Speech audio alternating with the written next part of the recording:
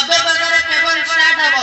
କାଲି 12ଟା ଗୋଟେ ବେଳକୁ ଆପଣଙ୍କର 200 ବେଗରେ ପବନ ହେବାର ବହୁତ ସମ୍ଭାବନା ଅଛି। ସତର୍କ ରୁହନ୍ତୁ, ସୁସ୍ଥ ରୁହନ୍ତୁ। ଆଜିର ବୁଲେଟିନ୍ ବ୍ରେକିଂ ନ୍ୟୁଜର ଆଉ ଗୋଟେ ବ୍ରେକିଂ ନ୍ୟୁଜ ହେଲା କୋଭିଡ-19 ର ଓଡ଼ିଶାରେ କେତେ ସଂଖ୍ୟା, ଇଣ୍ଡିଆରେ ଭିତରେ ଯେତିକ ଷ୍ଟେଟରେ କେତେ ସଂଖ୍ୟା। ଫାଷ୍ଟ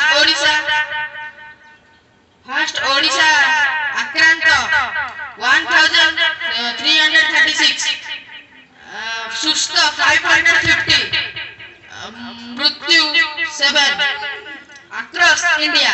ଇଣ୍ଡିଆରେ କେତେ ଆକ୍ରାନ୍ତ, କେତେ ମୃତ୍ୟୁ, କେତେ ସୁସ୍ଥ।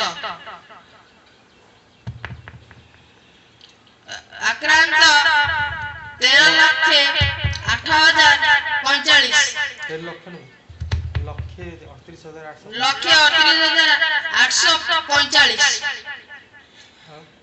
ସୁସ୍ଥ 57,721 ଆଉ ମୃତ୍ୟୁ 4,021। ଏବେ ଆପଣଙ୍କୁ ଆମେ ମହାରାଷ୍ଟ୍ରର ସୁସ୍ଥ, ଆକ୍ରାନ୍ତ ଓ ମୃତ୍ୟୁ ସଂଖ୍ୟା ଆପଣଙ୍କୁ ଦେଖାଇବାକୁ ଯାଉଛୁ।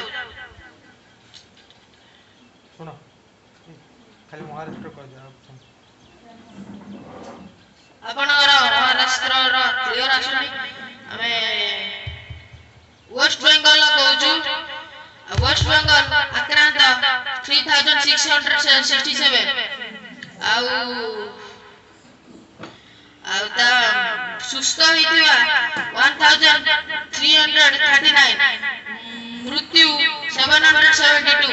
ଆନ୍ଧ୍ରପ୍ରଦେଶ 2,823 ଆକ୍ରାନ୍ତ 1,856, ସୁସ୍ଥ 96, ମୃତ୍ୟୁ। ବିହାର 2,587 ଆକ୍ରାନ୍ତ, ସୁସ୍ଥ 702, ମୃତ୍ୟୁ 13। କର୍ଣ୍ଣାଟକ ଲାଷ୍ଟ ନ୍ୟୁଜ ଏଟା 2,089 ଆକ୍ରାନ୍ତ 664, ସୁସ୍ଥ 42, ମୃତ୍ୟୁ। ଆଜିର ବ୍ରେକିଂ ନ୍ୟୁଜ ସମାପ୍ତ ହେବାକୁ ଯାଉଛି। ପୁଣି କାଲି ଆପଣଙ୍କର ବ୍ରେକିଂ ନ୍ୟୁଜ ଆମେ ନେଇକି ଆସିବୁ।